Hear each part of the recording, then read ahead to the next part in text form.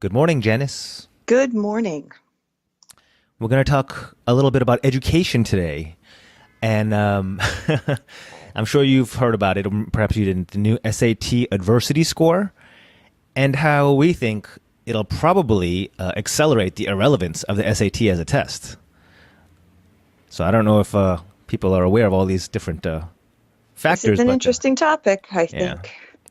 So I don't know what happened. When I was growing up, when I was applying for schools, I mean, the SAT was like this super intimidating, you must take this for college, end all be all, super stress inducing test, right? Was that your impression when you were It was applying? absolutely the impression. Yes. Yeah. I mean, we had to go on a Saturday morning, you take the test and you prepare for months before it happens. And yeah, I mean, it was a big deal. So apparently something's changed since then, and the SAT is kind of a joke now. I mean, I don't think people think of it as a joke. I mean, it's still required for them. A lot of people do still take it, and millions of kids still take it, but it's not nearly. It doesn't have anywhere near the gravitas that it used to have. And we're going to talk about how this new development, the adversity score, ties into that. And I'll also go over quickly the sort of history of the past couple of years that's led up to this, and then why I personally think this might be the final. I don't know. What do you say? The straw that broke the camel's back? Yes. Uh, Yep. The nail in the coffin, the final straw.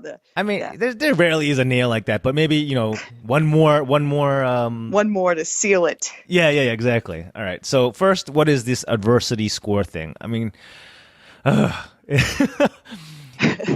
basically, they're saying that we're gonna have this super secret. What is that thing from Animal House? Double secret probation score Yeah.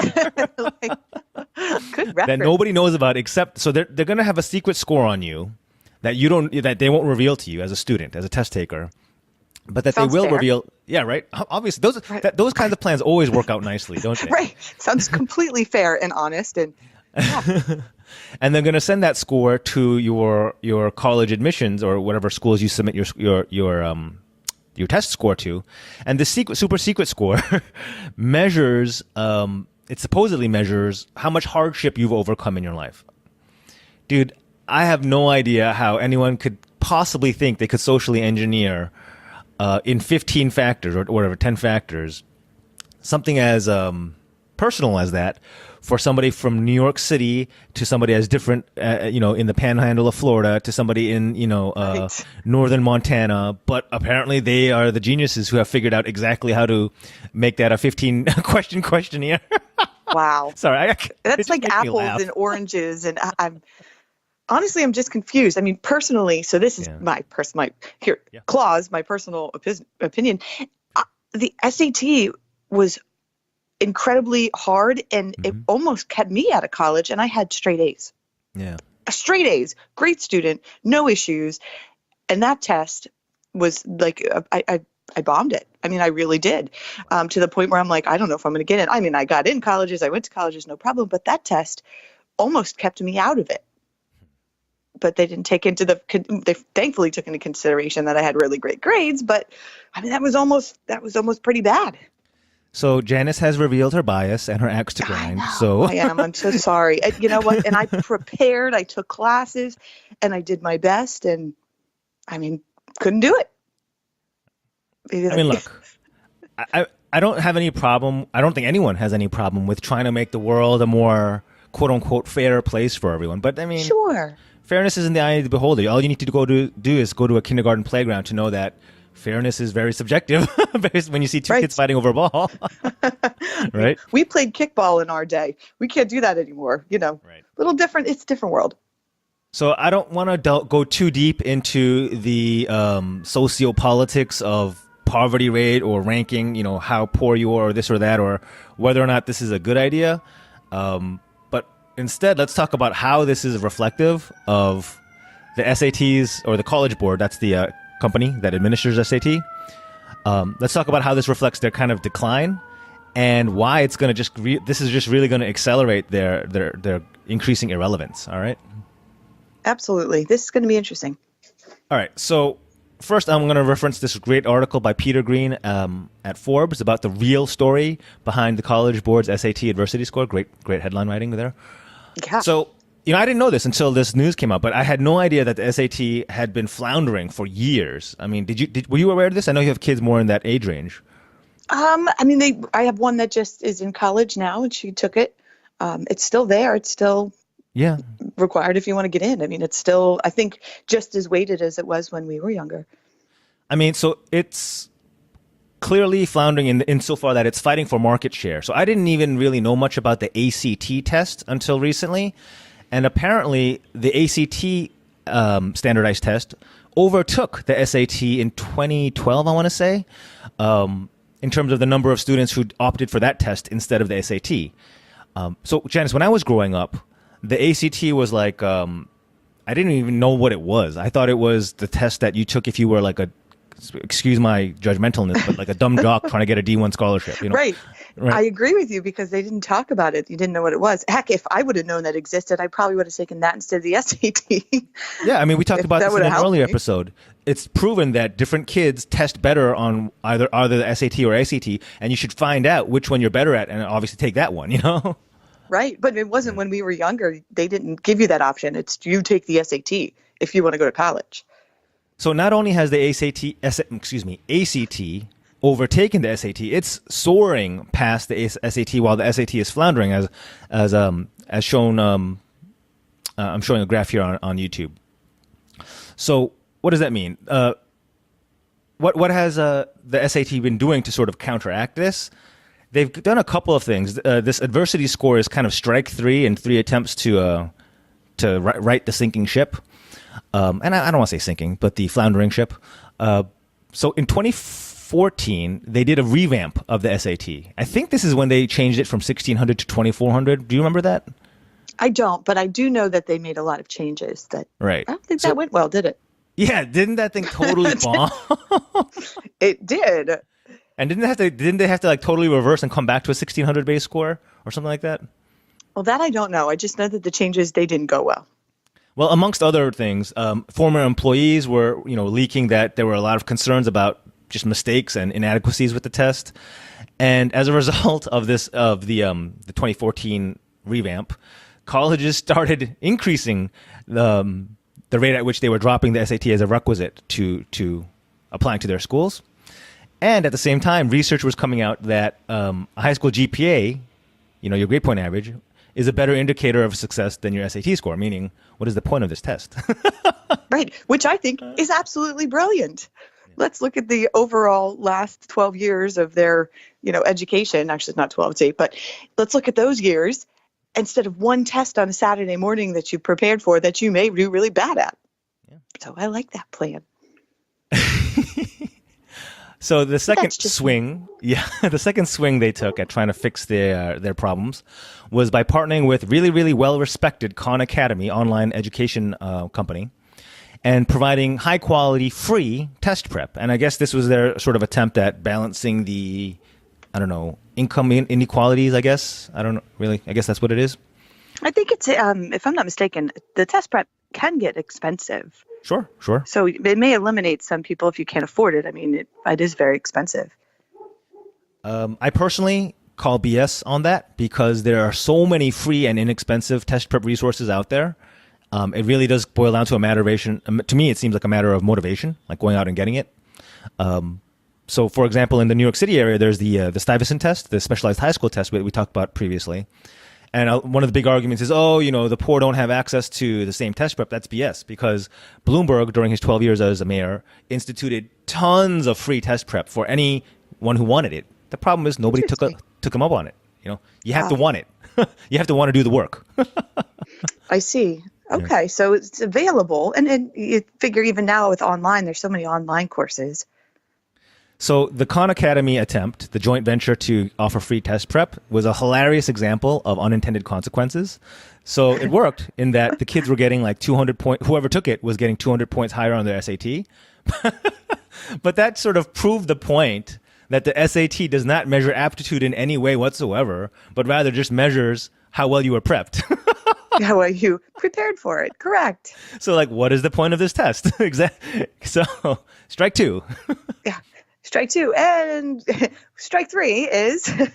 And strike three, I mean, we'll see, but the third swing Right. is this adversity test and, or excuse me, this adversity score.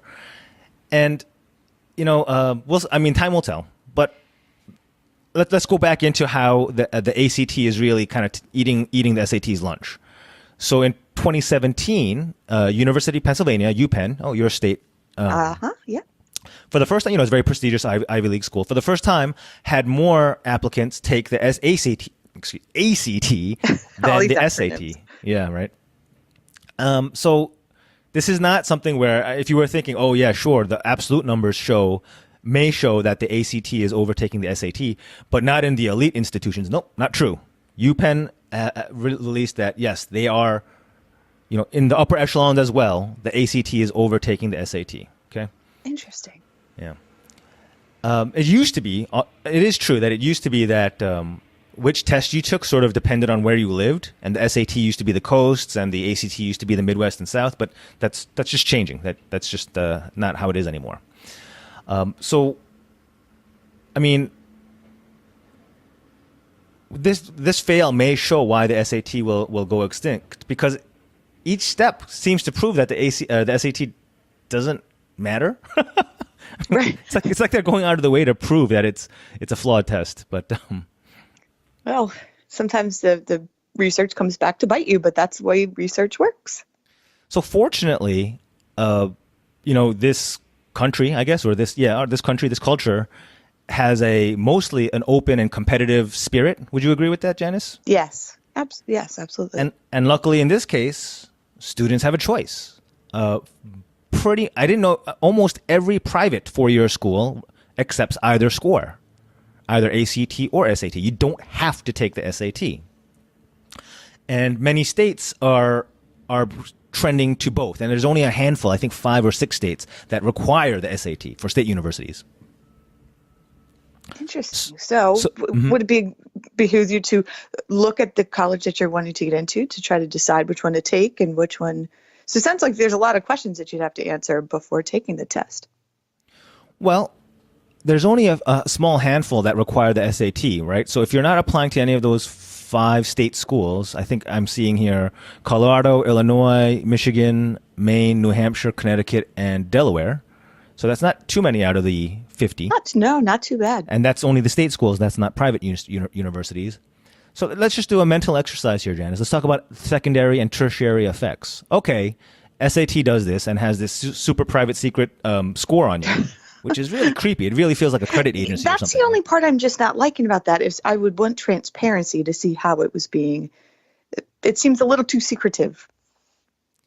I mean, it also doesn't matter. I mean, because that same score or evaluation is probably being done in-house at the college universities anyway. So, like, what is the point of all this? True. Absolutely. All those questions are on the applications and through the process. No. Right.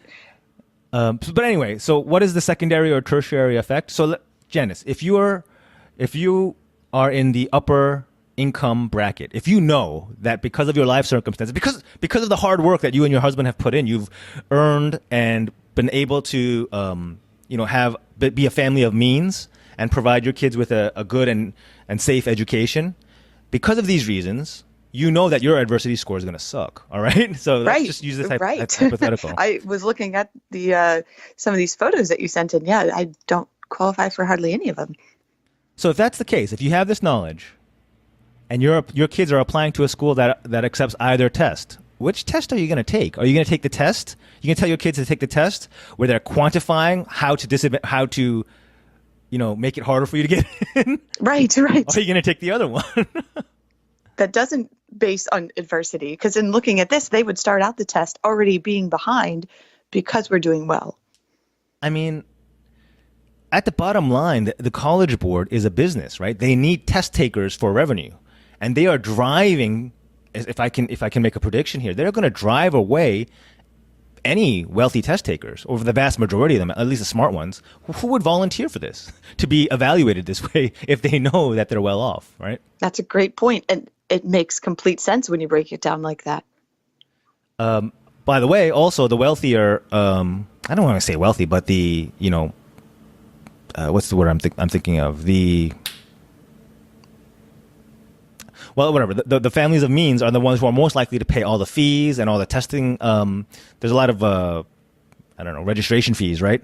Yes. They typically waive those for lower income families, is my understanding.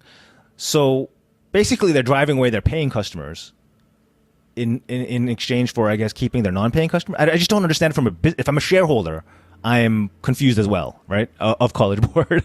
Right, right. Where's the financial of this?